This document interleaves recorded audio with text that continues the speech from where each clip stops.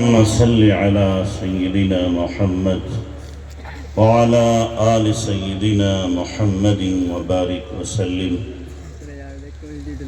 محترم علماء کرام، معزز سامعین، میرے بزرگوں اور دوستوں، بہت وقت ہو گیا اور بہت دیر سے آپ سن رہے ہیں. یقیناً آپ حضرات قابل مبارکباد. ایسے بہت کم لوگ دیکھے جاتے ہیں کہ اتنی رات تک بیٹھے رہیں، ورنہ ایک ایک کر کے اٹھ جاتے ہیں، چلے جاتے ہیں. یہ ہم سے محبت نہیں، یہ آپ کو دین سے محبت ہے، مدرسے سے محبت ہے. کوئی انسان نہ سمجھے کہ مجھ سے کوئی محبت کرتا ہے، حقیقت میں دین سے محبت ہے.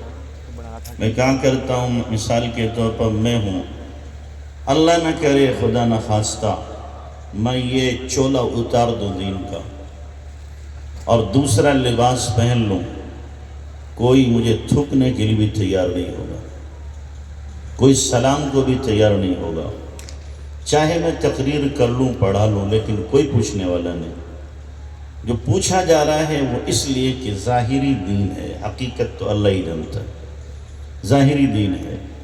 حقیقت تو ہم سب کی یہ ہے کہ اگر ہمارے گناہوں کو ظاہر کر دیا جائے تو ہمیں کوئی منہ لگانے کو تیار نہیں ہو سکتا، کوئی ہمیں اپنے قریب کھڑا نہ کرے. اتنی گندگی ہے، اتنے ہم پاپی. تو بہرحال آپ لوگوں کو دین سے محبت ہے، اللہ یہ محبت آپ کی باقی رکھے. اور جو کمی کوتاہی ہے اللہ تبارک و تعالیٰ اس کو معاف فرمائے. میں نے آیت آپ کے سامنے پڑھی ہے، اس کا ترجمہ کرنا ہے اور چند گزارشات آپ کو پیش کرنی ہے. اللہ تعالیٰ فرما رہا ہے وَذَرُوا ظَاهِرَ الْإِثْمِ وَبَاطِنَا، کہ تم ظاہری اور باطنی گناہوں کو چھوڑ دو. جو ظاہری گناہ ہیں انہیں بھی چھوڑو، جو باطنی گناہ ہے انہیں بھی چھوڑو. گناہ نام ہے اللہ کی نافرمانی کا. جناب رسول اللہ صلی اللہ علیہ وسلم کی نافرمانی کا. یہ مت سوچو کہ یہ چھوٹا گناہ ہے، یہ بڑا گناہ ہے، یہ صغیرہ ہے، یہ کبیرہ ہے. سوچو یہ کہ نافرمانی کتنے بڑے رب کی ہے. کس رب کی نافرمانی کر رہے ہیں، اس کے سامنے ہماری بساط کیا ہے، ہماری ویلو کیا ہے، ہماری حیثیت کیا ہے. بلکہ پوری کائنات کی حیثیت اس کے سامنے کچھ بھی نہیں ہے. لمحے واحدہ میں پوری کائنات کو ختم کر دے گی، وہ طاقت رکھتا ہے. ہم اس اللہ کی نافرمانی کریں، اس کی بغاوت کریں، اس کے حکم توڑیں، اور اللہ پھر بھی نظر انداز کرے، اللہ معاف کرے، ہمارے گناہوں پہ پردہ ڈالے. در حقیقت اس کے بڑے کرم کی بات ہے. وہ کریم ہے، اور ایسا کریم ہے کہ گناہوں پر دیکھ کر پھر بھی تحمل سے کام لیتا ہے. ایک دیہاتی اللہ کے نبی علیہ السلام کی خدمت میں آیا اور اس نے آ کر کے سوال کیا، جی اللہ کے نبی، قیامت کے دن حساب کون لے گا؟ اس کے ذہن میں تھا کہ اربع ارب انسان ہوں گے تو کچھ کا حساب اللہ کے نبی، کچھ کا جبرائیل، کچھ کا میکائیل، کچھ کا اسرافیل لیں گے، اور کچھ کا اللہ لے لے گا. تو اس نے کہا اللہ کے نبی حساب کون لے گا؟ آپ نے فرمایا اللہ لے گا. بس یہ سننا تھا، وہ مست ہو گیا اور کہنے لگا الکریم اذا قدر عفا. شریف جب قابو پاتا ہے تو معاف کر دیتا ہے. شریف جب قابو پاتا ہے تو معاف کر دیتا. یہ کہتا ہوا جا رہا ہے، اللہ کے نبی بار بار اسی جملے کو دہرا رہے ہیں، یقول البدوی الکریم اذا قدر عفا. دیہاتی کہہ رہا ہے کہ شریف جب قابو پاتا ہے تو معاف کر دیتا ہے. اللہ سے امید یہی ہے کہ اللہ کو اب بھی ہمارے اوپر قابو حاصل ہے، اور قیامت میں بھی قابو حاصل ہوگا کہ وہ رب جب قیامت کا دن ہو اور اسے قابو حاصل ہو، ہمیں معاف کر دے، ہماری رسوائیاں نہ ہوں قیامت کے دن. تو وَذَرُوا ظَاهِرَ الْإِثْمِ وَبَاطِنَا، کہ ظاہری اور باطنی ہر قسم کے گناہوں کو چھوڑ دو. تو ہمیں ہر طرح کے گناہ چھوڑنا ہے. جو گناہ کے بندھن ہیں اور رسیاں ہیں ان سے ہمیں آزاد ہونا ہے. ان سے ہمیں آزاد ہونا ہے. جس طریقے سے ایک پرندے کو باندھ دیا جائے دھاگوں سے تو اب اڑان نہیں بھر سکتا جب تک کہ تمام دھاگے اس کے کاٹ نہ دیے جائیں، وہ زمین پہ پڑا رہے گا. اسی طریقے سے بندہ جب گناہوں کے بندھن میں جکڑا ہوا ہے روحانی پرواز نہیں کر سکتا جب تک کہ ان گناہوں کے بندھن سے اپنے آپ کو آزاد نہ کرے. آزاد کر لے گا تو روحانی پرواز اس کو حاصل ہوگی. اور یاد رکھیں ہر گناہ کے لیے آدمی کو جلنا پڑتا ہے. یا تو دنیا میں جلے، حضرت شفیع صاحب رحمۃ اللہ علیہ نے فرمایا یا تو دنیا میں جل لے یا آخرت میں. دنیا میں جلنا یہ ہے کہ وہ ندامت کی آگ میں اپنے آپ کو جلائے، شرمندگی کی آگ میں اپنے آپ کو جلائے، توبہ کرے. اور آخرت کا جلنا تو آپ کو پتہ ہے ہی. تو یہاں پر آنسو بہا لیں، اللہ تبارک و تعالیٰ معاف کر دے گا. تو اس لیے میرے بھائیوں گناہوں سے اپنے آپ کو بچانے کی کوشش کرو. اور گناہ وہ نحوست ہے، وہ جرم ہے اور وہ غلاظت ہے کہ جب آدمی اس میں لت پت ہو جاتا ہے تو اللہ سے دور ہو جاتا ہے. اللہ سے دور ہو جاتا ہے. اور یہ ممکن نہیں ہے، ہو ہی نہیں سکتا کہ آدمی گناہ کرے اسے چین ملے، گناہ کرے اسے سکون ملے. ہر گناہ اپنے اندر بے سکونی کا سمندر رکھتا ہے. ہر گناہ، جب گناہ کرو گے تو بے چینی ہوگی، نیکی کرو گے تو سکون کی ٹھنڈک آپ کو دل میں خود محسوس ہوگی. تو گناہوں کے اندر بے چینی رکھی ہے. قرآن میں اللہ تبارک و تعالیٰ نے فرمایا ہے من اعرض عن ذکری فإن له معیشة ضنکا ونحشره یوم القیامت اعما.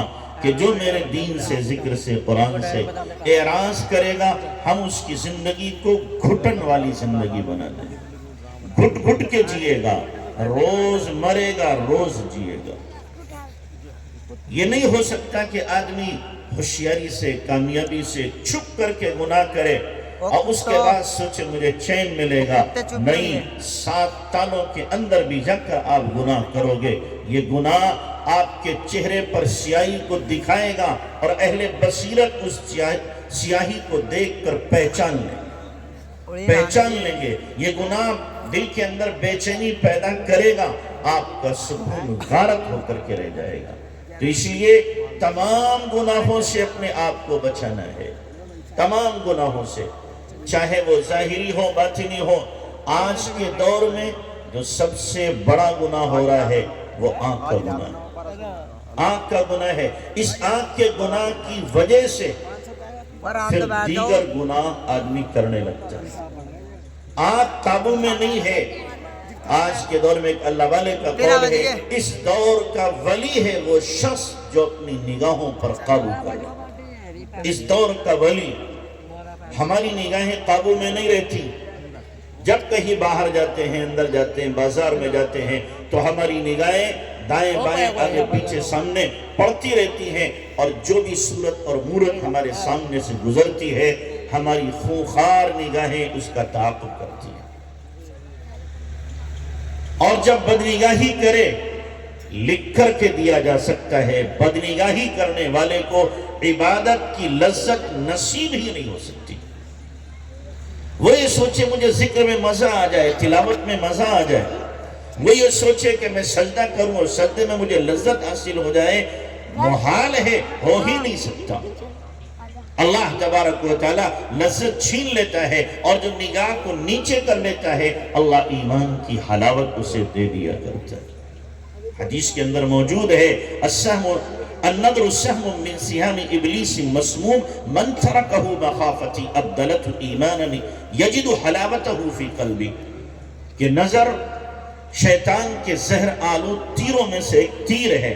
اللہ فرماتا ہے جو میرے خوف کی وجہ سے بدنگاہی چھوڑ دیتا ہے میں اس کو ایسی حلاوت اور لذت دیتا ہوں جو دل کے اندر محسوس کرتا ہے.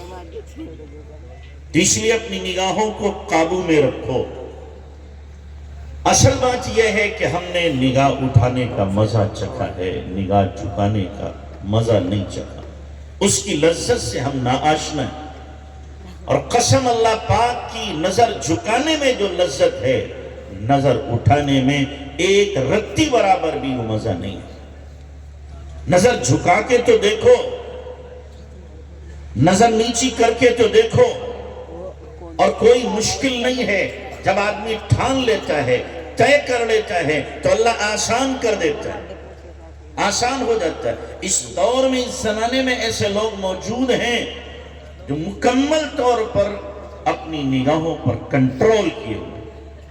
بمبئی شہر میں مولانا منیر کے پاس، مولانا منیر رحمت اللہ علیہ کے پاس میں ایک جوان آ کے کہنے لگا، حضرت 2 مہینے ہو گئے بمبئی جیسے شہر میں، جو فحاشی کا سب سے بڑا سپلائر ہے دنیا میں کیا ہے، پبلسٹی کر رہا ہے گندگی کی، گناہوں کی، کہ اس شہر کے اندر 2 مہینے میں ایک بھی بدنگاہی نہیں کی ہے۔ ٹھان لیا اس نے کہ مجھے بدنگاہی نہیں کرنا، نہیں کر رہا ہے۔ ظاہر ہے اس کو عبادت میں لذت ملے گی، ذکر میں مزہ آئے گا، وہ جانے گا اللہ کی محبت کسے کہتے ہیں، اسے پتا ہے کہ ذکر کی حلاوت کسے کہتے ہیں۔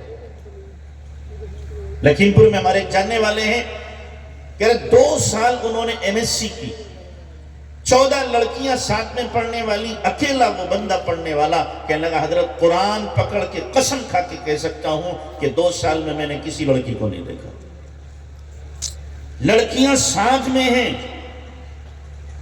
پڑھ رہا ہے، کہہ رہا میں نے کسی کو نہیں دیکھا۔ جب ٹھان لے آدمی، طے کر لے آدمی، مجھ سے خود اس نے کہا حضرت مجھے گناہ کا خیال بھی نہیں آتا، گناہ کرنا دون کی بات ہے، 23 سال کا جوان ہے، شادی نہیں ہے، کہتا گناہ کا خیال نہیں آتا، بالکل کسی طرح کا۔ ایسا ہی نہیں ہے،